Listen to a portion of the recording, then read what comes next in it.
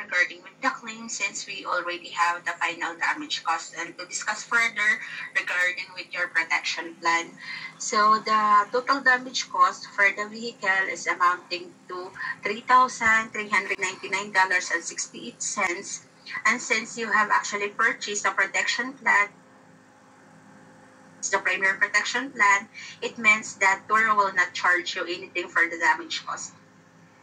Welcome, and also sir, you will receive a notification from me confirming that we will be going ahead and close the claim on our end. Welcome. Do you have any question before we end the call?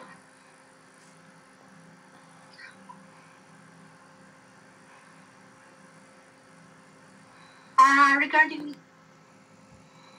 yeah, it's not with me. It's not covered by our department. Do you want me to transfer you to another department, which is the